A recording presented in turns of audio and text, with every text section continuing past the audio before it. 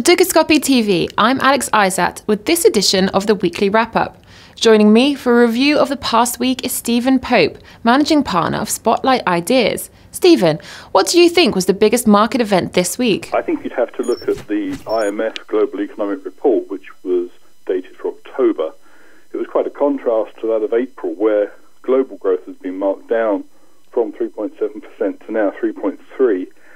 Certainly the outlook for next year is not looking so healthy either. And the fact that they've cited these various imbalances in the world, also a range of geopolitical tensions, Middle East, standoff in China, etc. And then the sense that we have this increasing surge of volatility. VIX has been creeping up, equities have been quite turbulent in the last few days, and that might be a pattern that we'll see continue for a while. Do you think the FOMC is right to be concerned about the dollar? I think they have to be seen as being correct in this view, because a lot of the economic growth that's come from the US, whilst relying on domestic side activity, has also been fed by overseas consumption of American goods, because American business has become a lot more competitive and lean in its operations. What you've seen is that that dollar index has moved from around just above the 86 to about 87 level at the end of last week to coming down somewhat following the Fed's comments, and that represents just shy of an 8% gain. So it does mean that the terms of trade, which will affect America's ability to export, has started to decline. Now, I think what you'll see is that the American Board of Trade will look and say, well, most of our goods in country-wise terms goes to Canada or Mexico. But if you take a collective group, then the European Union is the largest bloc. And whilst the Eurozone is on its knees, growth is pretty much flatlining, we're heading into this low inflation, maybe deflationary spiral, and the ECB seems a little bit clueless as to what to do to confront it. I think the Americans are right to be concerned. The BOE is expected to retain its interest rate policy. Is this the right stance considering the Eurozone's falling economy? Yes, I think that it was correct that rates are staying at the current level for a period of time. The United Kingdom is very much an open economy, that's been our history, and just over 50% of the exports go to the rest of the European Union.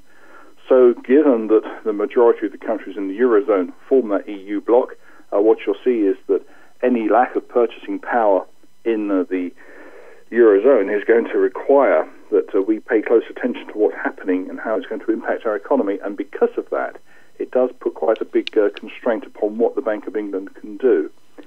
I think that also we've seen with Mark Carney and the urge toward forward guidance, he's been keen to talk about the declines in unemployment as a potential warning point, not a trigger for rate change. And a lot was made in the last few weeks when UK unemployment came down to 6.2%, whereas 7% have been seen as a potential trigger level. What I think you're finding now is that people are beginning to look at how many people in the working force are actually underemployed on part-time or working below their skill set abilities, and that they would want to do more, and then how many people are in the participation looking for a work but just cannot find it, and that total runs up to about 4 million. So in terms of employment potential, we have around 4 million spare capacity in the UK before we even think about what is the industrial capacity utilisation rate. So I would say that they're right to hold fire at the current time and not pull the trigger too quickly. Finally, what should our viewers look out for next week? I think if we're thinking of what the IMF said, it's important to be on a global constructive view here. So I would take two economic data points, one from Europe and one from the US. And if you're talking about Europe, you've got to look at Germany. On Tuesday, the 14th of October, they will have the ZEW economic sentiment figure for October. This is expected at 3.